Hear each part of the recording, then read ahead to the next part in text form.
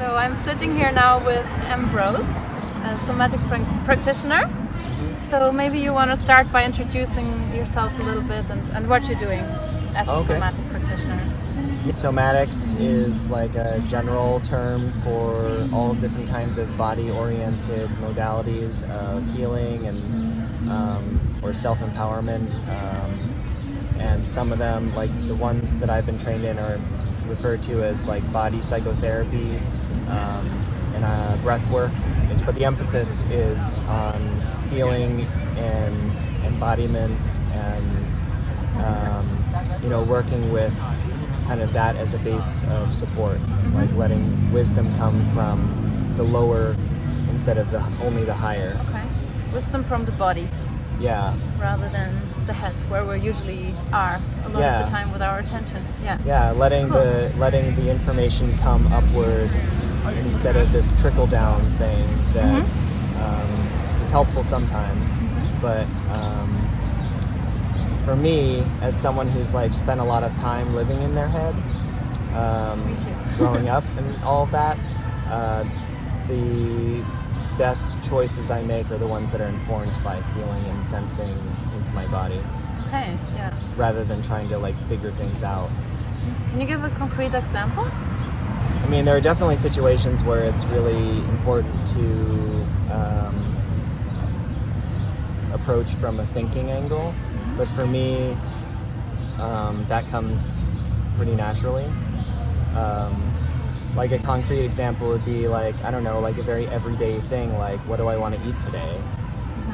I can have an idea in my head of what that should be, or like what sounds good, but I know from experience how different foods will affect me, and my body will tell me if I imagine a certain kind of food, like what would actually feel better in a more long-term way. That's cool. I actually do research on this too. Oh, really? Yeah, that's cool. And then there's like less everyday things, like making big choices and decisions in my life. Like I can listen to my feelings and use that as a guide. So I just met you at this workshop. What was it called? It was embodying your yes and your no with movement and voice. Okay. I really loved it. I thought it was so cool too. Thank you. Maybe you can explain your favorite exercise that we did, so people have an idea, like what. Well, so there was an exercise that we did before. I think before you joined, where we were feeling and sensing into what proximity or distance feels good and comfortable to us from other people. And so the yes and the no thing is more like is a development off from that, which is feeling into the part of you that tightens up or cringes or closes down or like turns away to protect you, and the part of you that like opens up and goes forward and enters in. And for me, like the exercise that feels the most relevant is, it's not so much as an exercise, I guess, as a conversation and a topic of like, how does yes feel in your body and how does no feel in your body, and in what ways do they work well, like do they work together, and in what ways do they not work so well together.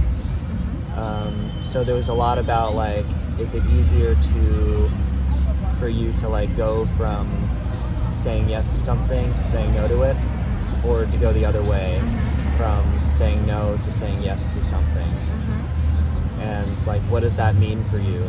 Like, what are practical examples in your life of that? And then we did one exercise that was a little bit of like a forced experience of saying no to somebody making a request, and one where you have to say yes to whatever they ask for, and just seeing how that feels. Maybe we can do one example so people can imagine. Okay. So how about I'll ask you for something, and you have to say, you just say no to whatever I ask for. Okay. Do I give a justification, or I just say no? You're not allowed to justify it. Oh, okay. But if you feel like you want to justify it, notice it. Yeah. And see how it feels to just say no. Okay. So are you ready? You want to get ice cream with me? No. Scary. How about we climb this tree? No. Would you date my sister? No. Sorry. I mean, she's really lonely. No. Please? No. So what just happened? It's so hard. Yeah, I can really feel. When I kept insisting on that one question, that was a little bit of an add-on that we didn't do in the workshop. But that happens in real life all the time, right? And it's so interesting to observe my own reactions to it, right? Like that I'm feeling really kind of guilty and like I have to justify myself. And can I have $5 for a bus ticket? No. Yeah, so I think that's such a powerful exercise. I think one of the teachings in somatics is that if you don't say no to something that you're actually feeling a no to, your body will say no for you. Whether it's like you'll shut down or you'll like sabotage the experience, or the no will find its own way through. Yes. It's, I think we're so conditioned to please other people and to be polite, right? Yeah. Even as young children, we kind of learn to be nice, right? A lot of us, yeah. And some people have been trained in a very different way too. Like some people have been conditioned to say no too easily, and like, and in that case, it can be coming from a place of like, if I ever say yes, then I'll be taken advantage of. Yeah. Or I won't be able to I won't be allowed to change my mind. So either way, it's kind of conditioned and like a sudden automatic response without really feeling into what is true for you, right? So the solution would be to really feel like what is true for me. And is there also situations where I could feel a no first, and then but I really want to make someone happy, and I would really, so I kind of have a no to, I don't know, something. I don't know what it is. Helping someone with something. Like my immediate reaction is no, because I'm too busy. But then maybe it would be good if I kind of open up and help someone with something, right? There's many situations like that, and I try to help people, right? So how could that shift happen? Like is it something about relaxation, or? I think like it's a big deal to give yourself permission to say no first. That's first. Yeah. And even if you end up going along with something,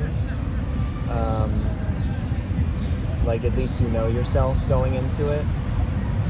And like the world can be really the world is super complex, and there's so many situations that we don't want to do something and we kind of have to, like we actually totally have to.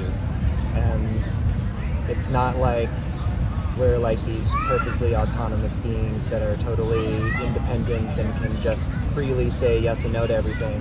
True. But there's like a factor of like, if you let yourself have the part of you that says no and like own it and without guilt have it, then at least you can be like in integrity with yourself even while doing something that you don't really want to. Interesting. And then you can also find yourself being willing to choose it. Yeah. How would you deal with that with children? Because I feel like children kind of have to always go along with what adults say in some way. It's like you have to go to school. Like if the kid says, I don't want to listen to this teacher today, no one cares. You have to listen to this teacher, right? I feel like children are in this situation all the time, and they're kind of learning that it's not okay to say yes or no, because you just have to do it, right? And then we're getting older, and suddenly we have to learn to listen to again. And it's like how would you address that with young people that are in that situation, or children? That's a really big question. I mean, I'm not a parent. I do some childcare, and for me, it's really important not to shame a child for resisting or saying no to something, even if they have to do it.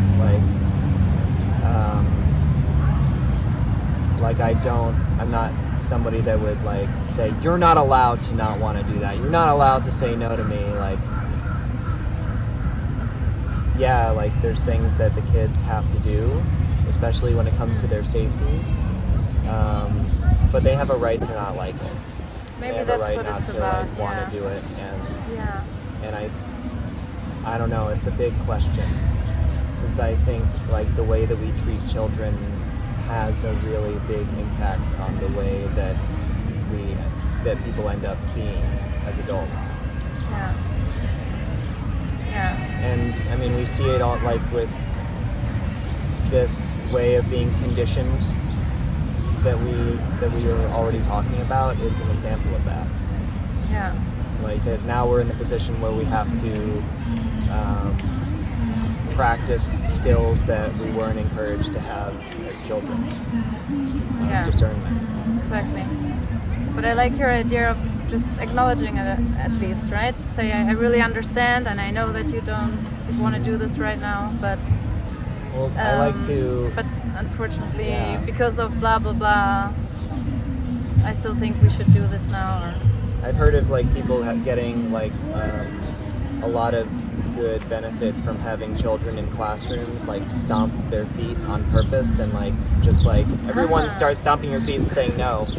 I've tried to get kids that I'm with to do that, and they're like, no, I don't want to do that. So they're already saying no to me. Yeah. Maybe that's like, maybe they don't need it.